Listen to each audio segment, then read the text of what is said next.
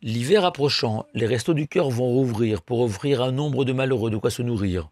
Notre paracha de Vaïra nous révèle que longtemps avant Coluche, notre patriarche Abraham tenait une auberge accueillant tous ceux qui n'avaient pas à manger. La Torah témoigne de l'incroyable hospitalité d'Abraham, qui était Yoshev Petach Aoel, assis à la porte de sa tente pour guetter les passants et les invités. Le même terme qui est utilisé pour décrire Yaakov, notre patriarche, qui lui aussi était Yoshev Ohalim, assis dans sa tente pour y étudier la Torah avec assiduité, sans jamais se détourner des livres sacrés. Ainsi Abraham lui aussi se consacrait à cette mitzvah d'accueillir les invités sans relâche, et ce en dépit de son âge avancé, de sa mila, la circoncision qu'il venait de subir, et la chaleur du Moyen-Orient. Et au-delà de la générosité qu'a démontré Abraham, à l'image de notre Créateur, Dieu de bonté, qualité du fondamental du peuple juif, le Shlach Kadosh explique la spécificité de la mitzvah d'accueillir les invités ainsi.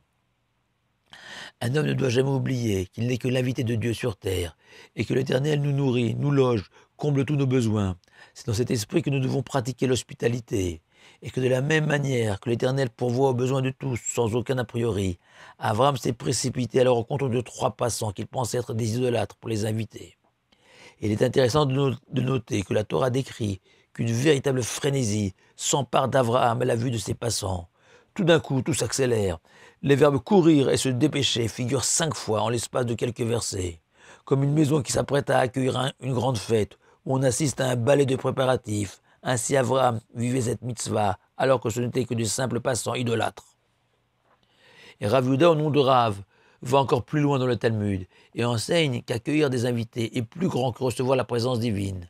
La preuve, Abraham n'a pas hésité à demander à Dieu venu le visiter suite à sa mila de patienter quelques instants pour lui permettre de recevoir les 3 passants qu'il avait aperçus sur le chemin. Et le Rav Dessler explique que recevoir Dieu est un geste un peu égoïste. Profiter de la lumière divine que l'on trouve dans une synagogue ou dans une salle d'études. Alors qu'offrir l'hospitalité est un don à l'autre, beaucoup plus difficile à réaliser. Prendre la matière et la transcender pour l'élever et la sanctifier.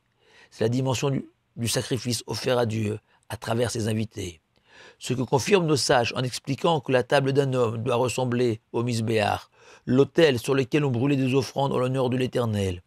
Ainsi Abraham désirait remercier Dieu de l'avoir sanctifié par la Mila en lui offrant des sacrifices, ce qu'il fit en donnant à manger à ces 3 étrangers. Mais au-delà de la simple bonté ou d'une offrande offerte à Dieu, nos sages nous enseignent une 3e dimension de la mitzvah d'accueillir des invités d'Abraham. En effet, la Torah précise qu'Abraham se tenait aux côtés de ses invités sous un arbre tout au long du repas. Et nos sages y voient dans ce geste beaucoup plus que de la gentillesse. Car l'arbre d'Abraham représente l'arbre de la connaissance. Notre patriarche partageait avec ses invités son parcours spirituel, sa découverte de Dieu. Il leur demandait, qu'ils soient croyants ou pas, de dire merci à ce Dieu au nom duquel Abraham les avait servis et grâce auquel ils avaient mangé.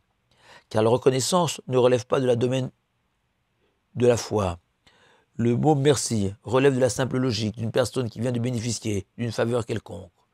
Cela signifie plus clairement que plus que du pain et de la viande, Abraham offrait à ses invités tout ce qu'il possédait, tout son temps, tout ce qu'il était surtout, un être profondément croyant. Être invité n'est jamais facile. On est forcément gêné par cette situation où on a le sentiment de ne pas être chez soi. Abraham, dans sa manière d'agir, parvenait à faire ressentir à son invité que c'était lui l'invité qui rendait service à Abraham en lui permettant d'être lui-même, de se réaliser en tant qu'homme de foi. Et la grandeur d'Abraham, c'est que cette attitude, il l'adoptait, que l'invité soit riche ou pauvre, un ami comme un étranger. Leur offrir cette incroyable sensation qu'Abraham était leur obligé. Les restos du cœur ne promettent pas le grand soir, mais juste à manger et à boire, ce qui est déjà magnifique. Mais Abraham, lui, offrait à ses invités beaucoup plus, une maison, la sienne. Shabbat shalom à vous tous.